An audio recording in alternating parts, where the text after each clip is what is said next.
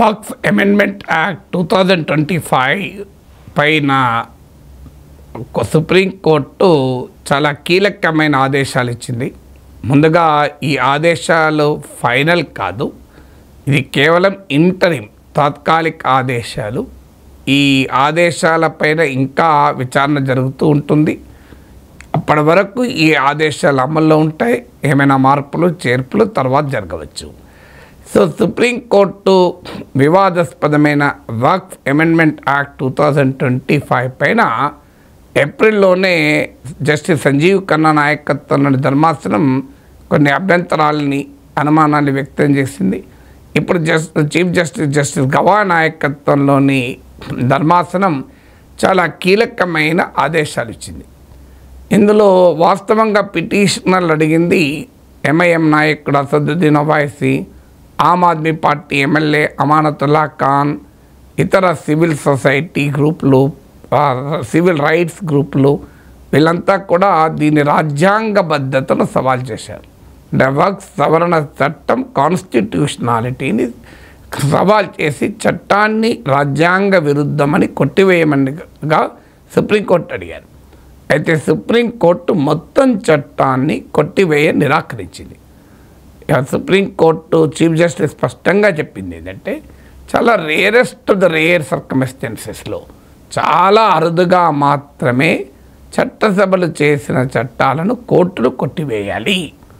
అందువల్ల ఈ చట్టం మొత్తాన్ని గంపగుత్తగా కొట్టివేయము, కానీ ఈ చట్టంలో ఉన్న కొన్ని నిబంధనలపై మాత్రం స్టే విధిస్తున్నాము అని స్పష్టమైన తీర్పు చెప్పింది. ఏ అంశాలపైన స్టే విధించింది చూద్దాం. ఇప్పుడు మొదటిది, ఎవరైనా తమ ఆస్తిని వక్ఫ్ ఆస్తిగా ఇవ్వాలి అనుకుంటే వారు 5 సంవత్సరాల పాటు ఇస్లాంను ఆచరిస్తున్నట్లుగా నిరూపించుకోవాలి. ఇది ప్రాక్టికల్గా జరిగేది కాదు అన్న విమర్శలు వచ్చాయి. వేరే మతాలకు ఏది ఈ నిబంధన లేదు. ఎవరైనా హిందువు టీటీడీకి డొనేట్ చేయాలి అంటే నీవు 5 ఏళ్ళుగా హిందువు అని నిరూపించుకోమని ఎక్కడా లేదు కదా. అందువల్ల ఇదెక్కడ నిబంధన, ఎలా నిరూపిస్తావు ఇస్లాంను ఆచరిస్తున్నట్లు? దానికి ఏమైనా సర్టిఫికెట్లు ఉంటాయా అని అన్నారు. అందుకే సుప్రీంకోర్టు ఏమన్నదంటే, మేము ఈ నిబంధన కొట్టివేయలేము, కానీ రాష్ట్ర ప్రభుత్వాలు ఏ రకమైన యంత్రాంగాన్ని క్రియేట్ చేస్తుందో చూద్దాం. అంటే 5 ఏళ్ళుగా ఒక వ్యక్తి ఇస్లాంనే ప్రాక్టీస్ చేస్తున్నట్లు నిరూపించటానికి, వెరిఫై చేయడానికి మెకానిజం ఏంటో రాష్ట్ర ప్రభుత్వాలు నిర్ణయించాలి. ఆ నిర్ణయించేంత వరకు ఈ ప్రొవిజన్ అమలు కాదు అని చెప్పాను. Country delight buffalo milk start చేసాము. ఫస్ట్ పిల్లలకి ఇచ్చినప్పుడు కానీ, మేము పెరుగు తిన్నప్పుడు కానీ, మేము చిన్నప్పుడు తిన్న ఓల్డెన్ డేస్ గుర్తొచ్చాయి మాకు. మీగడ కానీ, మీగడ కూడా పాలు కాచాక మీగడ బాగా రావడం, అప్పుడు మా చిన్ననాటి రోజులు గుర్తొచ్చాయి అన్నమాట. ఎందుకంటే ఎలాంటి మెకానిజం లేకుండా ఒక వ్యక్తి 5 ఏళ్ళుగా ఇస్లాంను ఆచరిస్తున్నాడు అనేది ఎస్టాబ్లిష్ చేయడానికి ఏ మెకానిజం లేకుండా ఈ నిబంధన ఉంటే ఇది ఆర్బిట్రరీ, ఇష్టారాజ్యంగా దీన్ని అమలు చేసే ప్రమాదం ఉంటుంది అని. ఎందుకంటే ఎస్టాబ్లిష్డ్ లా ఏంటంటే, if something is arbitrary it cannot be allowed.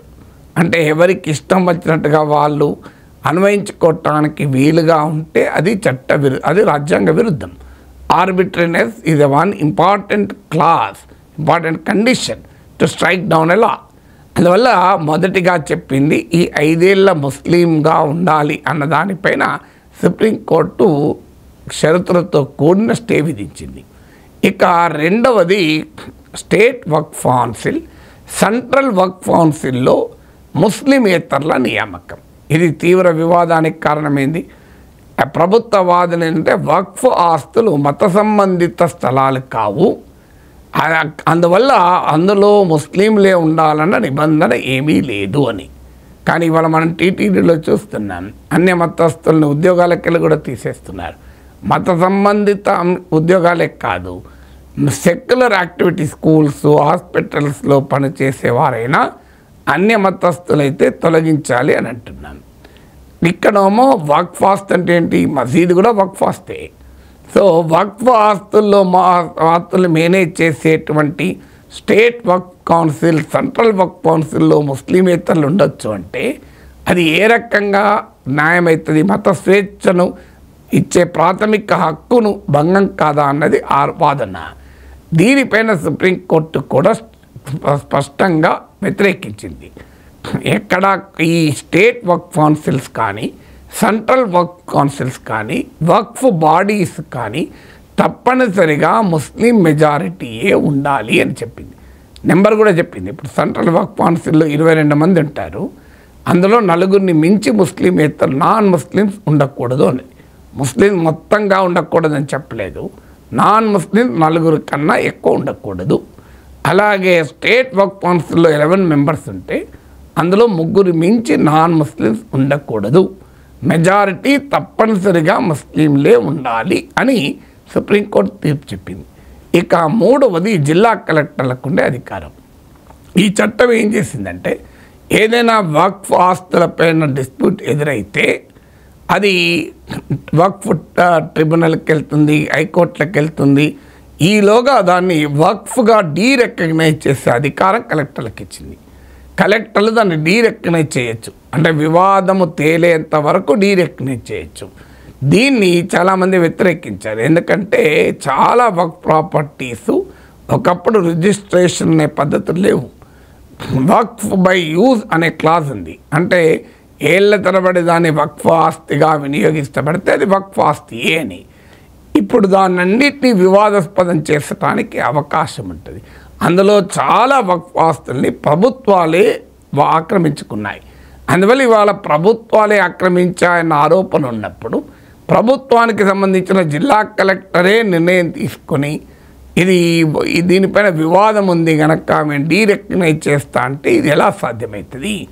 Accuse cannot be judge కదా, ఆరోపించబడుతున్న వాడు నిందితులే న్యాయమూర్తి ఎలా అవుతాడు అని విమర్శించారు. అందులో ఎగ్జిక్యూటివ్కి అధికారం ఎలా ఉంటుంది, ఒక రైట్స్ ఒక హక్కుల్ని నిర్ణయించేదని విమర్శించింది. సుప్రీంకోర్టు కూడా ఈ ప్రొవిజన్ కూడా స్టే విధించింది.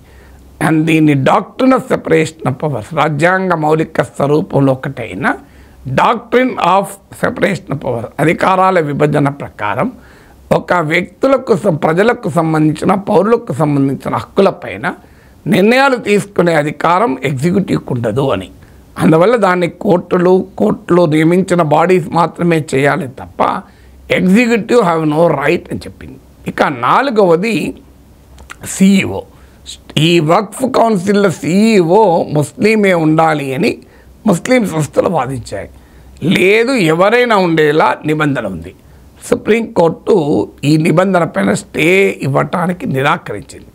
ఆ నిబంధన అలాగే ఉంచుతూ ఒక మాట మాత్రం చెప్పింది, ప్రిఫరబుల్లీ అన్నది. వీలైనంత మేరకు వక్ఫ్ కౌన్సిల్ల సిఇఓలు చీఫ్ ఎగ్జిక్యూటివ్ ఆఫీసర్లు ముస్లింలే ఉండాలి అన్నారు. ఇక అది ప్రభుత్వాల నిజాయితీకి వదిలేయడము. సో ప్రిఫరబుల్లీ అన్నారు కదా, వీలైనంత మేరకు అన్నారు. మాకు వీలు కాలేదు అంటారు. ఇప్పుడు గవర్నర్లు, ప్రెసిడెంట్లు యాజ్ సూన్ యాజ్ పాసిబుల్ అని స్పీకర్లు అంటే వీలైనంత త్వరగా అమలు చేయండి అంటే అమలు చేస్తున్నారా? సో దీన్ని కూడా ప్రభుత్వాలు ఎలాగైనా వాడుకోవటానికి అవకాశం ఉంటుంది. ఇక 5వది వక్ఫ్ ఆస్తులను రిజిస్టర్ చేయాలి అని చాలా దీనిపైన కూడా వ్యతిరేకత వచ్చింది. రిజిస్ట్రేషన్ కంపల్సరీ చేస్తే ఇవాళ చాలా వక్ఫ్ ఆస్తులు రిజిస్టర్ అయ్యలేవు, వక్ఫ్ బై యూజ్గా ఉంటాయి అని. కానీ సుప్రీంకోర్టు అనేది రిజిస్టర్ చేయాల్సిందే అని. ఎందుకంటే ఇది కొత్తగా వచ్చిన నిబంధన ఏం కాదు. 1998 సవరణలో ఉంది, 2013లో సవరణలో ఉంది. వక్ఫ్ ప్రాపర్టీస్ రిజిస్ట్రేషన్ ఉండాల్సిందే అని సుప్రీంకోర్టు తీర్పు చెప్పింది.